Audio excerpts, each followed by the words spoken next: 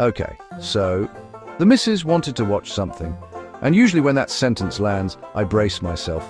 Not because she has bad taste, because I've been burned before.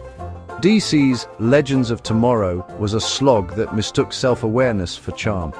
The Flash started strong, then became a conveyor belt of Speed Force nonsense and recycled emotional beats. You sit there, episode after episode, feeling your soul gently sandpapered down by quips, CGI lightning, and villains who exist solely to fill 42 minutes. So, when she suggested Wynonna Earp, something I'd only ever heard mentioned in passing, I went in, expecting more of the same. Quirky genre TV, Tumblr bait dialogue, maybe a supernatural coat of paint slapped on an otherwise hollow show. The usual headache. And yet, that headache never came. Instead, I found myself doing something unexpected, not hating it. Worse or better, I was quietly enjoying it, and that surprised me more than anything the show itself threw at the screen. Welcome to the Snake Pit, where we're full of bile and venom. I'm your host, Snake Damon, and today, I wasn't supposed to like this. Because on paper, Wynonna Earp sounds like it shouldn't work. Another supernatural, chosen one story. Another cursed bloodline. Another small town riddled with monsters and secrets. But execution matters, and this thing commits unapologetically to what it is.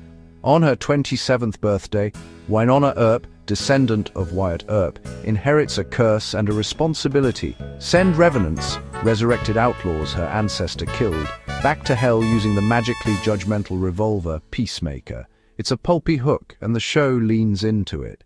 Purgatory, the town itself, sits inside the Ghost River Triangle, a supernatural dead zone where rules bend, monsters wander in, and consequences actually stick. She's joined by a genuinely eclectic ensemble. Doc Holliday, immortal, charming, morally slippery and surprisingly weary. Waverly Earp, her sister, whose warmth hides deep identity fractures. Nicole Hort, a grounded human anchor who doesn't exist just to be the cop. Xavier Dolls and the Black Badge Division, which gives the show just enough institutional pressure without turning it into procedural sludge. Across 4 seasons, the series escalates from revenants to possession, cultish theology, apocalyptic myth, time displacement, and identity erosion. But crucially, it never pretends it's prestige television. It knows exactly what lane it's in, and it drives it hard. Now let's be clear, Wynonna Earp is not a great show in the technical sense. The dialogue can be aggressively cheesy. The effects are often ropey. Season 4 in particular gets a bit too cozy with its fandom, winking so hard you worry it'll strain something. But here's the thing, none of that sinks it. Why? Because the show is absolutely overflowing with sincerity. You can feel it in every scene. The cast isn't just turning up, they're invested. They believe in the material even when it's daft, and that belief carries the audience with them. Melanie Scrofano doesn't play Wynonna as a joke or a symbol. She plays her as a person barely holding it together, weaponized by circumstance. Wayhort deserves special mention not because it ticks representation boxes, but because it's performed with commitment. Dominique Provost Chalkley and Catherine Beryl don't play an important ship, they play a relationship. Awkward, tender, frightened, and stubborn. That difference matters. This is why the show works as a guilty pleasure. Not because it's trashy, but because it's earnest. It doesn't posture, it doesn't lecture, it doesn't pretend, it's smarter than the audience. And then there's Wynonna herself, the real reason the show survives its own excesses. She is not a Mary Sue, not even close. She's messy, impulsive, frequently wrong, and often self-destructive. She drinks too much, she pushes people away, she makes selfish decisions dressed up as bravery, and the show does not reward her for it. What makes her compelling isn't that she's strong, but that she's functioning through damage. Trauma isn't an accessory here, it shapes her behavior. Her recklessness isn't cool, it's a coping mechanism. Her defiance isn't empowerment rhetoric, it's survival instinct curdled into habit. She fears intimacy not because she's aloof, but because closeness invites loss. And loss has already taken everything from her once. When she sacrifices herself, it isn't noble purity, it's desperation.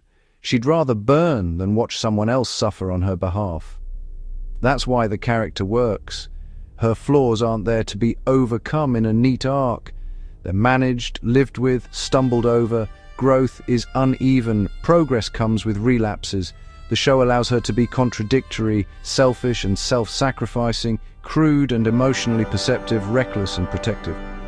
That's far more honest than the polished invulnerability modern genre TV keeps trying to sell. The often-quoted Frozen meets Buffy comparison only really lands in one sense. This is a show about chosen family, sisterhood, and the cost of being the one everyone relies on. But where Buffy often mythologized that burden, Wynonna Earp lets it stay ugly. Is the show perfect? No. Does it waste potential at times? Absolutely. Are there plot threads that stretch thin or resolve too conveniently? Yes. But here's the key difference between this and so much modern genre TV. It remembers to be entertaining. Each episode brings something new, a tonal shift, a character beat, a twist on the mythology, without losing the thread of the overall arc. It doesn't suffocate itself under importance. It understands that weekly television should feel like a reward, not homework. And maybe that's why it caught me off guard. I didn't sit down wanting to analyze it. I wanted something light, something that didn't feel like it was scolding me or begging for cultural relevance. Instead, I got a show that knows it's flawed, embraces it, and builds something oddly heartfelt out of the cracks. Wynonna Earp isn't prestige. It isn't revolutionary. It isn't even consistently polished. But it's honest, character-driven, and made with visible affection, which puts it miles ahead of a lot of shinier, emptier television.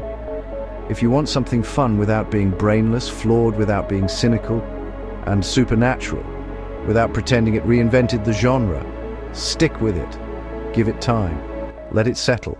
You might be surprised too. Thanks for dropping by the Snake Pit, where we thrive on untapped potential and lost opportunities.